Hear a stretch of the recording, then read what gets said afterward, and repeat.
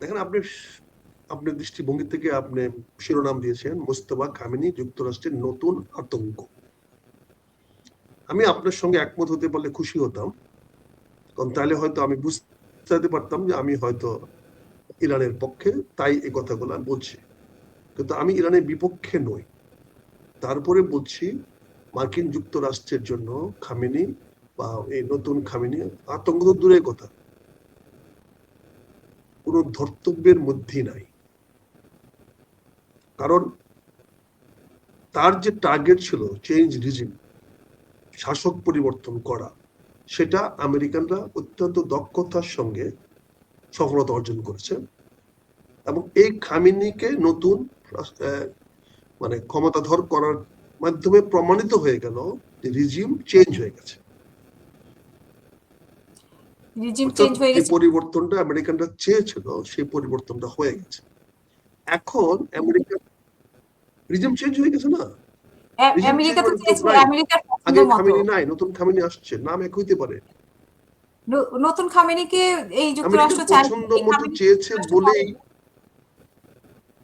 না, এই রকমই চায় নাই, কিন্তু তাই বলে সে তো এত তাড়াতাড়ি করার এখন কোনো প্রয়োজন নাই।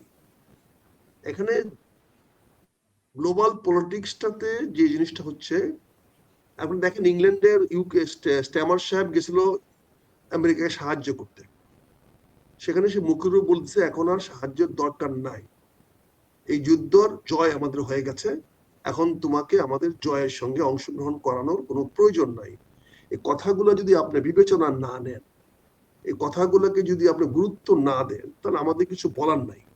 কিন্তু আমাদের এই মানে যেহেতু আমরা অনেকটা সময় পার করে আসছি, আমরা বাতাসের গন্ধ দেখে বুঝতে পারি, হয়তো চেষ্টা করি বোঝার যে দুর্গন্ধটা কোন দিক থেকে আসতেছে, বা এটা কিসের দুর্গন্ধ বা কিসের সুগন্ধ। আমেরিকানরা বলেছে ইরানের নেতৃত্ব হইতে হবে আমাদের পছন্দ মতো, পরিষ্কার করে ট্রাম্প বলে দিয়েছে। সে তো বলে নাই আমার কাছে নাম নিয়ে তুমি করো, আমার পছন্দ মতো হতো। এখন আপনি মুস্তফাকে নেতৃত্ব দিয়েছেন, এখন মুস্তফার সঙ্গে ডায়লগ করার সময়টা তো দিতে হবে। আমেরিকানরা তো মুস্তফাকে তার নতুন দর্শন, নতুন নীতি এবং আমেরিকার প্রতি তার নীতি কি, এইটা তৈরি করার জন্য তাকে সময় দিতে হবে। তাকে তো প্রথম কথায় বলতে হবে যে তার বাবার যে নীতি ছিল সেই নীতি সে শতভাগ ফলো করবে, অথবা তাকে বলতে হবে আমরা এটার মধ্যে পরিবর্তন আনবো, অথবা বলতে হবে আমরা এটা পরিত্যক্ত করেছি, আমরা একটা নতুন নীতি নিব। তিনটি বিষয়ে সিদ্ধান্ত নেওয়ার জন্য মোস্তফা সাহেবকে তো সময় দিতে হবে। মোস্তফা খামেনি সাহেব তো একা ইচ্ছা করলে সিদ্ধান্ত নিতে পারবেন না।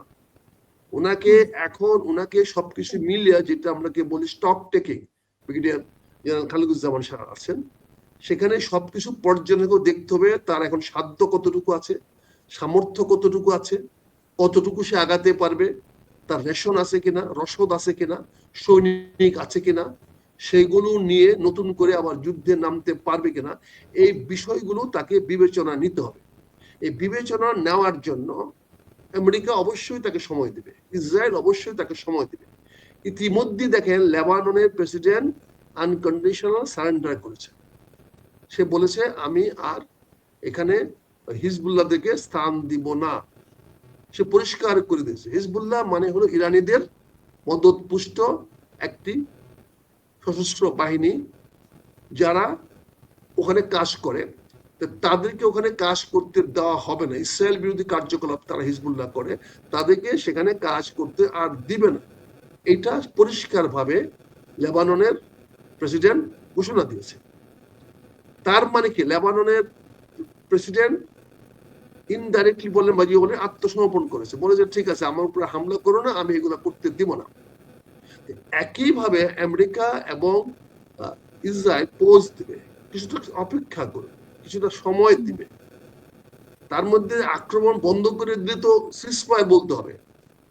এই সিজফায়ারটা হয়তো আগামী 24 ঘন্টার মধ্যে যদি এসে যায়, আমি আশ্চর্য হব না। যদি আমেরিকা বা ইসরায়েল ঘোষণা দেয় ঠিক আছে মোস্তফা সাহেব আসছে, আমরা তাকে দেখব, আমরা আরো 7 দিন 1 মাস অপেক্ষা করব, দেখব তার কি নীতি হয়, আমরা এই 7 দিন আর আমরা ইরানকে আক্রমণ করব না।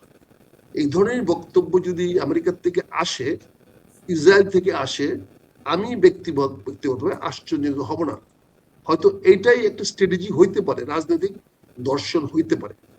একদিন আমরা অপেক্ষা করেছিলাম, সারা বিশ্ব অপেক্ষা করছিল ইরানের পরবর্তী নেতা কে হন। সেই নেতা নির্ধারিত হয়ে গেছে, নির্বাচিত হয়ে গেছে। এখন সেই নেতাকে, তার সুরাকে নিয়ে, তার পরামর্শক সভাকে নিয়ে বসতে হবে। সুরা মানে তাদের পরামর্শক সভা, যাদেরকে, তাদের পরামর্শে খামেনি সাহেব চলেন। এখন ওনাকে বসতে হবে। এখন যে 3 জনের কেয়ারটেকার ছিল, সে 3 জনের কেয়ারটেকার তো বিলুপ্ত করতে হবে।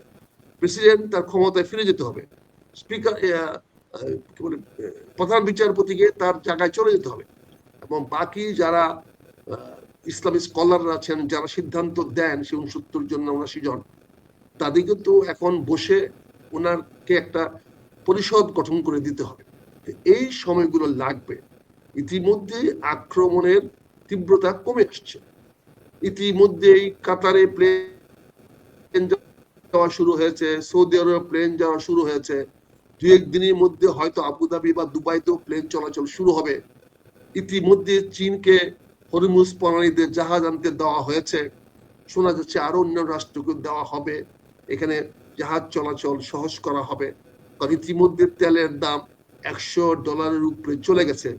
যুদ্ধের যে বেনিফিট নেওয়ার দরকার, আমেরিকানরা তাদের সেই হিসাব থেকে তেল বিক্রি করে সেই ফায়দাটা, যুদ্ধের খরচটা উঠায় নিয়েছে। আজ সমস্ত কিছু মনে হচ্ছে, ব্যক্তিগত মতামত, আপনারা আমার সঙ্গে আপনারা কেউ একমত হবেন না আমি আশাও করি না, আমি কামনাও করি না। আপনারা যার যা মতামত আপনারা দিবেন, আপনাদের অবশ্যই ব্যক্তিগত ব্যাপার। কিন্তু আমি যে প্রশ্ন করছি, সেজন্য আতঙ্ক হওয়ার কিছু নাই। মার্কিন যুক্তরাষ্ট্র তার বাবারকে আতঙ্কের মধ্যে রাখে নাই, যে বাবা 38 বছর ক্ষমতায় ছিল তাকে বিবেচনায় রাখে নাই। এখন তার ছেলেকে কতটুকু বিবেচনায় নিবে, এটা যা বলতে চায় আমি জানি না তারা কোন আলোকে, কোন দৃষ্টিভঙ্গিতে এটা বলে। তবে আমি ইরানের পক্ষ নিয়ে বলছি, আমি কোন অবস্থাতে ইরান আমেরিকার মধ্যে, আমি আমেরিকার পক্ষে নই, আমি ইরানের পক্ষে। তারপরে বলছি, ইরানের নতুন শাসক বা নতুন নেতা মোস্তফা সাহেব কোন অবস্থাতে আমেরিকার জন্য আতঙ্ক নয়। ধন্যবাদ আপনাদেরকে।